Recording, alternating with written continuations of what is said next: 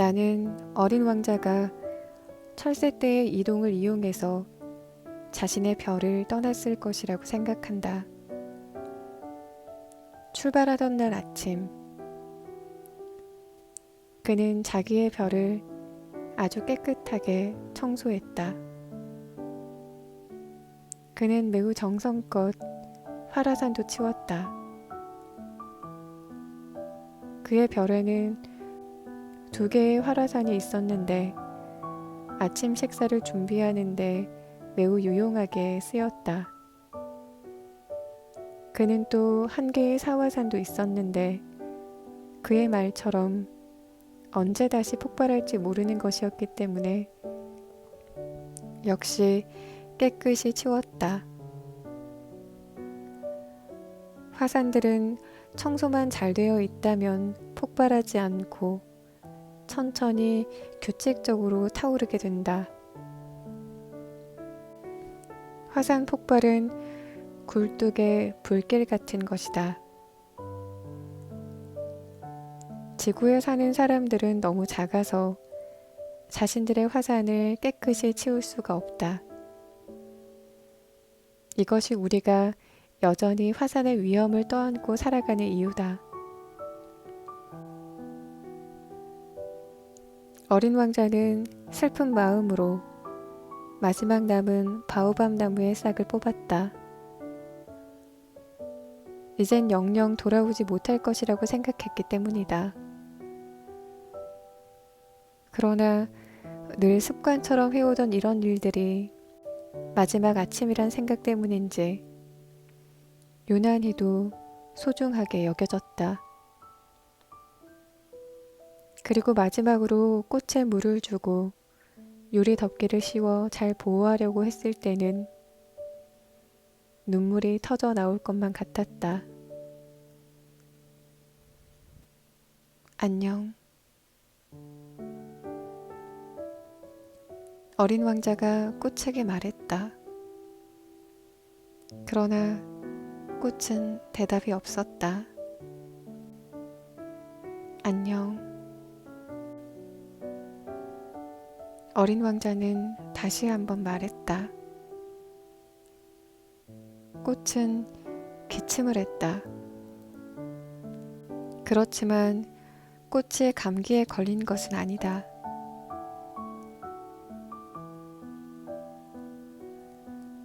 내가 어리석었어. 용서해 주겠니? 부디 행복하길. 마침내 꽃이 말했다. 어린 왕자는 꽃이 심술을 부리지 않자 깜짝 놀랐다.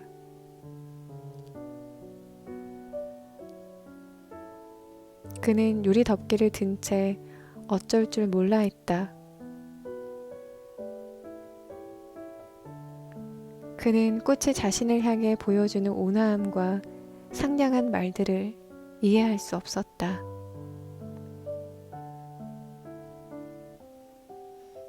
물론 나는 널 사랑해. 꽃이 어린 왕자에게 말했다. 그동안 네가 그걸 알지 못한 건 전적으로 나의 잘못이야. 그건 그다지 중요한 문제도 아니란다. 그렇지만 너도 나와 마찬가지로 어리석었어. 부디 행복해야 해. 그 유리 덮개는 그냥 둬. 이제는 더 이상 필요 없어.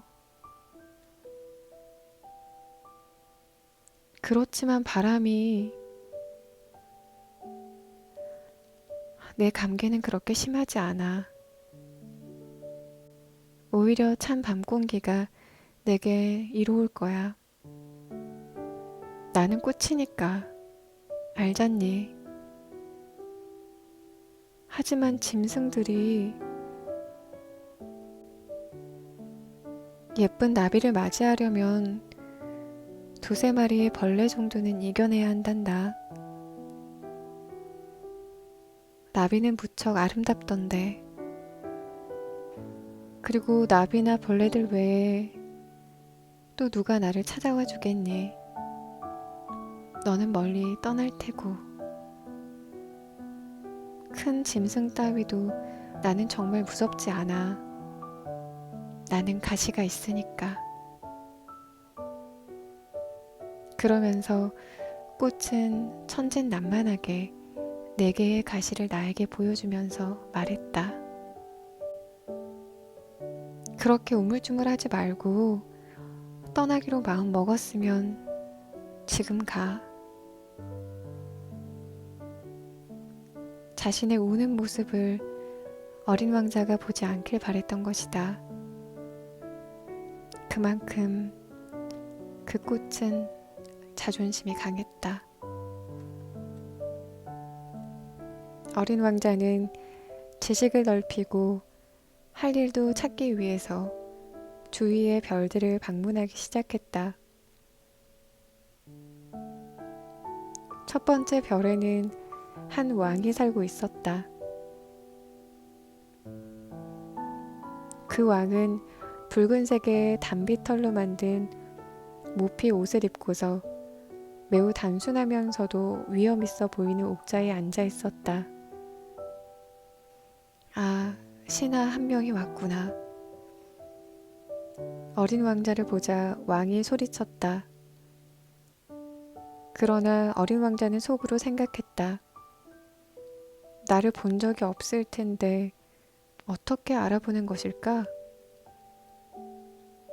왕에게는 세상이 매우 단순하다는 사실을 어린 왕자는 몰랐다. 왕에게는 모든 사람이 다 신하로 여겨지는 단순한 사실을 말이다. 내가 널 더 자세히 볼 수 있게 이리 가까이 오너라.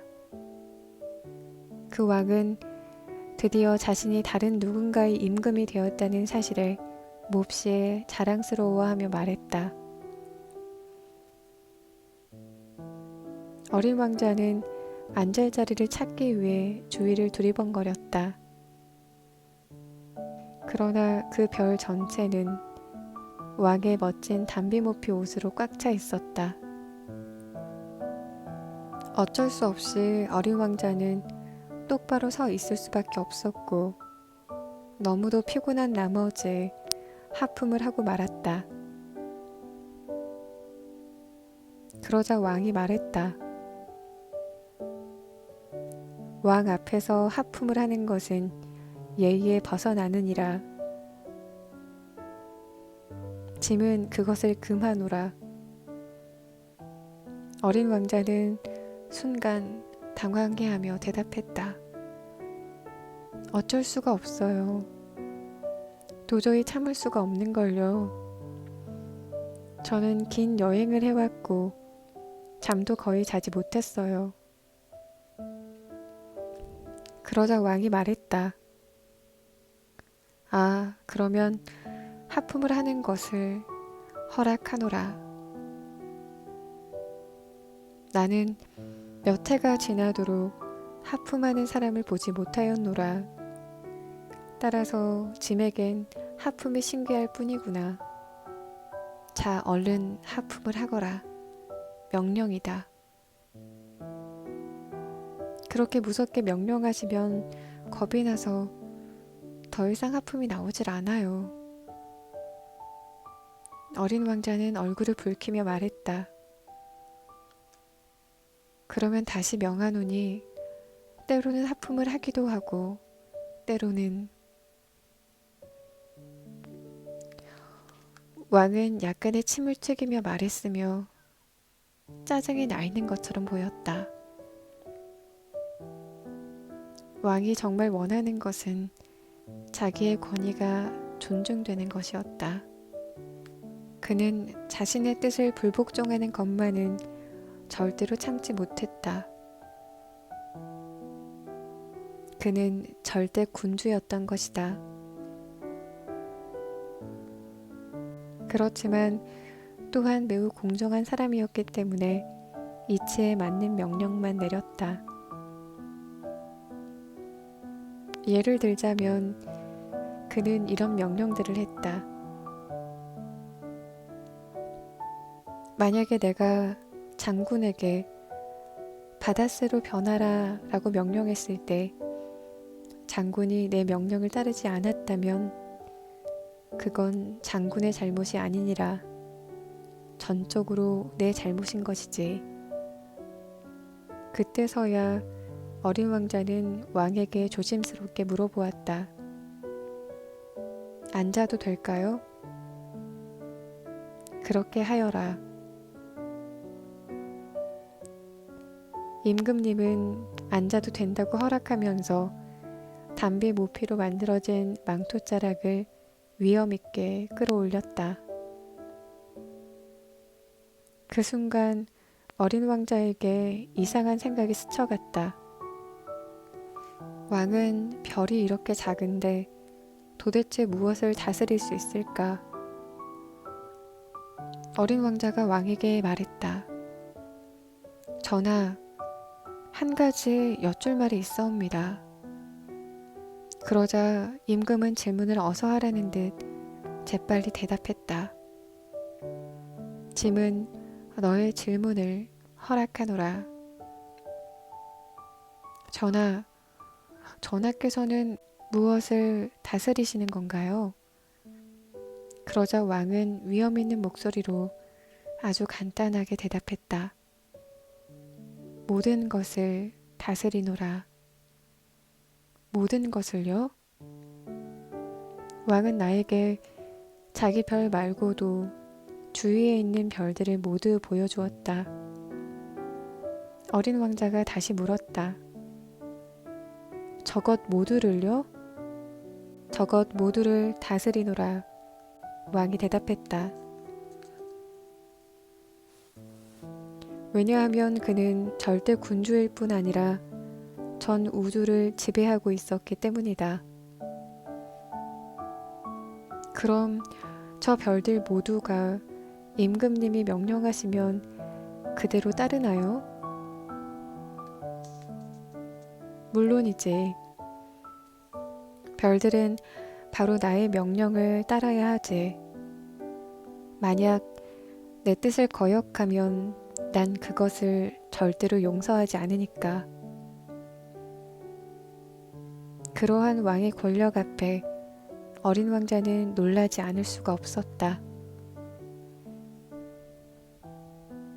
만약 어린 왕자가 왕과 같은 권력을 가지고 있다면 그는 석양을 하루에 44번 보는 게 아니라 72번, 아니 100번, 200번도 구경할 수 있었을 것이다. 이렇게 자기가 떠나온 작은 별이 떠오르자 어린 왕자는 서글픈 마음에 용기를 내서 왕에게 한 가지 간청을 했다. 석양을 보게 해주세요. 간절히 부탁드립니다. 해가 지도록 명령해주세요. 그러자 왕이 어린 왕자에게 이같이 질문했다. 만일 내가 어떤 장군에게 나비처럼 이 꽃 저 꽃으로 날아다니라고 하던지 한편의 비극을 쓰라고 하던지 바다새로 변하라고 명령했는데 나의 명령을 이행하지 않았다면 나와 장군 중에 누가 잘못한 것이겠느냐? 분명히 임금님께서 잘못한 것이에요. 어린 왕자는 단호하게 대답했다. 그래, 누구나 그가 이행할 수 있는 일을 요구해야 하는 것이다. 임금은 이어서 말했다. 정당한 권력이란 첫째로 합리성에 밑바탕을 두어야 한다. 만약 네가 너의 백성들에게 바다에 빠지라고 명령한다면 그들은 반란을 일으킬 게 분명하다. 내 명령이 이치에 맞기 때문에 복종을 요구할 권리도 있는 것이다. 그러면 제가 간청드렸던 석양은 어떻게 되는 건가요? 어린 왕자는 왕이 그 사실을 기억해내게 했다. 그는 한 번 물어본 것은 반드시 답을 들어야 했기 때문이다. 너는 석양을 보게 될 것이다. 짐이 그것을 명령하겠다. 그러나 나의 통치 논리에 따라 너는 조건이 맞아 떨어질 때까지 기다려야 한다. 그게 언제죠? 왕은 다른 말을 하기 전에 커다란 달력을 찾아보았다. 그리고 그에게 이렇게 말했다.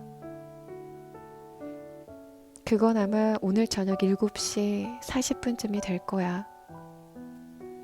그리고 나의 명령이 얼마나 잘 수행되는지를 분명히 볼 것이다. 어린 왕자는 하품을 했다. 그는 석양을 지금 보지 못하는 것이 몹시 서운했다. 게다가 이미 심심해지기 시작했다. 어린 왕자는 왕에게 말했다. 여기서 제가 할 일은 더 이상 없는 것 같으니 다시 제가 가던 길을 떠나겠습니다. 신하를 갖게 된 것이 매우 자랑스러웠던 왕은 실망해서 어린 왕자에게 말했다. 떠나지 말거라. 그러면 너에게 장관 자리를 주겠노라. 장관이라뇨? 법무장관 자리를 주겠다. 하지만 이곳엔 재판받을 사람도 없잖아요. 그거야 알 수 없지.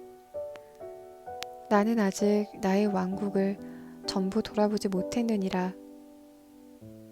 게다가 난 너무 늙었고 이곳엔 마차를 놓을 자리도 없을 뿐더러 걷는 것은 피곤해.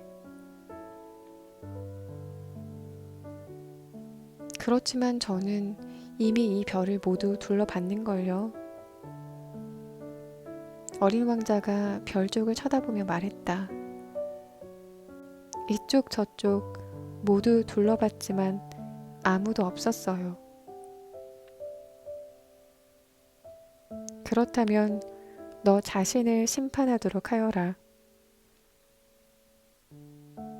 사실 다른 사람을 심판하는 것보다 훨씬 더 어려운 일일 게다. 만약 네가 네 자신을 공정하게 심판할 수 있다면 그것이 바로 진실로 현명한 사람이 되는 거지. 그래요. 하지만 저는 이곳에서가 아니더라도 제 자신을 심판할 수 있는 걸요. 그것은 제가 이 별에서 살아야 할 이유가 되지 못해요.